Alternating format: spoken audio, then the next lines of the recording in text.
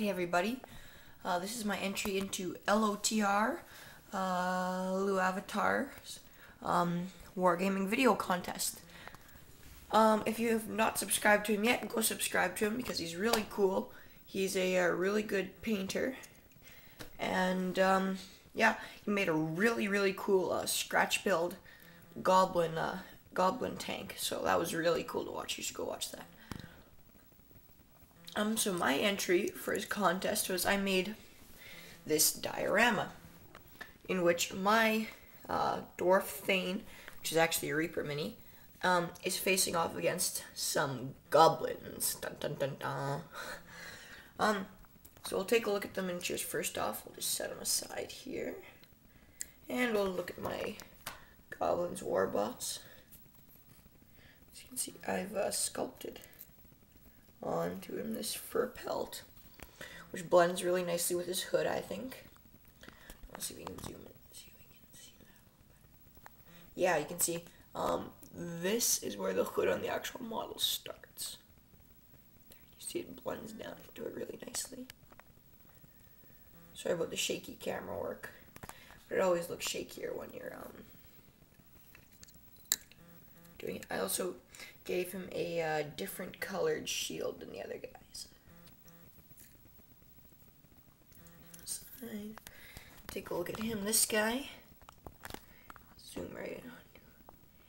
I tried to give him some more rotten yellow-looking teeth, because he's a goblin. You know, they shouldn't have good teeth. They should be messy and rotten. I tried that to certain extent with this guy's teeth as well, though they still look pretty much white. She's got a few rotten teeth. So those are the goblins, pretty basic miniatures. Those are from the Skull Pass Goblin set. The guy that I really wanted to show you is my dwarf Thane. I believe the correct name for the Reaper miniature is Gillum Dwarf Spelunker Mega. Try saying that 5 times fast. And he is just an amazing miniature. Like, look, he's got all these little details because he's like a spelunker. He's got like this little lantern here, belts, and pouches. I painted this pouch the same color as the goblin's skin.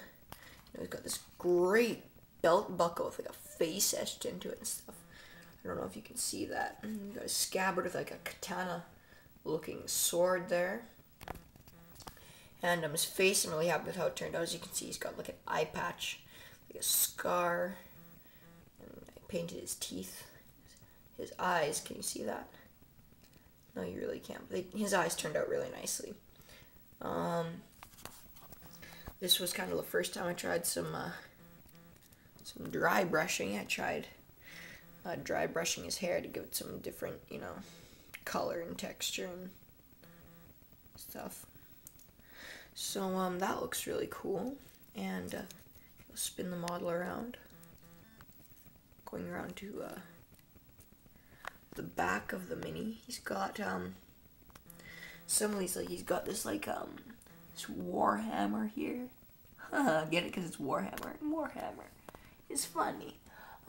He's got like a dagger, some more belts, and just all kinds of little trinkets and doodads and whatchamacallits, And then he's wearing kind of an armored breastplate, but then he's wearing like this jacket on it that almost has like a pirate-like look to it with like this big wide sleeves and the buckles, and it just looks super cool. On his weapon, he's got like this face. Here, I'll see if we can. His face on it. It almost looks like a lizardman weapon that he's raided or dug up from an old lizardman burial site. That adds a lot to the model. Really, I think adds some character to it, seeing as I do play against lizardmen sometimes. And yeah, he's just a great miniature. So now we'll go on to the base itself, the actual diorama. As you can see, the base colors for it all were Spanish olive, which is like it's pretty much pure olive from Reaper paints. It looks pretty much exactly like that. An apple barrel paint, which is just this pure white for the snow. And another apple barrel paint, which is chocolate brown. So those three colors were used as base coats. And to get the texture on the grass and sand, or the dirt or mud or whatever you want to call it, I put down a base color, put rock talus. Do I have any of it down here? Yeah, this stuff here, these fine little stones, rock talus, down all over the place. And then I painted over them again. Now with the snow, I did something a little bit differently. I put some of the snow flock down on it, just to give it the really, that freshly fallen ash look here. I'll zoom in on it, you'll see if you can see that. Or ash, I should say snow. But it just looks really cool. And you got lots of little things, like you got this sign made out of skeleton, this imperial barrel here that looks like it's been here for about 100 years. It's old and weathered. You got these old runes there. I took the wash, the black wash, I did really nicely. Got like this, what's it called? You know, a pitchfork for a farmer. These rocks have that really nice alpine look to them, so I stuck them down on there just to really capture that. Also, to give the alpine look, I put down some of these trees, painted them with, again, pure white. And, yeah, I put down a few little bushes here and there. Some other little details, like you got this old chaos shield. Chaos Knight shield. A little squished goblin, or dead goblin lying here. His head's half buried in the ground by snowfall.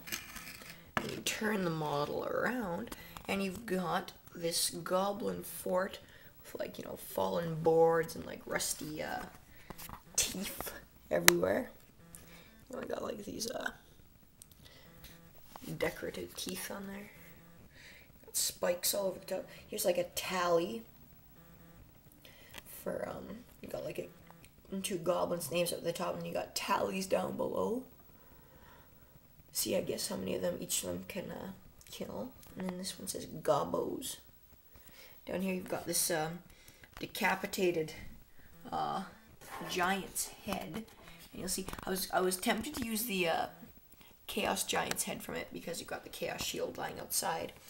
But, I just decided that it looked a little too angry. It didn't kind of have the blank look on it. So I painted that up. It looks really great. Give him the rotten teeth, too.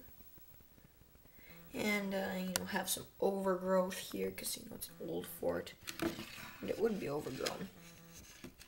So I'm starting to run a little bit long here. But, oops, sorry about that. But that's okay. So I'll just bring the miniatures back into play here. Actually, you know, he's pretty big compared to, like, here's a plastic Games Workshop dwarf, and I've actually put him up on, like, a rock he's standing on here, and he's still not quite as big as the dwarf from Reaper. So that's really cool. Whoops. And so yeah, I'll bring the goblins back on here. Fur pelts as well. They've all got fur pelts. I already looked at the war bosses. He sculpted this shroom onto his base. And yeah, so that's my contest entry into this guy's contest. So yeah, and hope you've enjoyed it.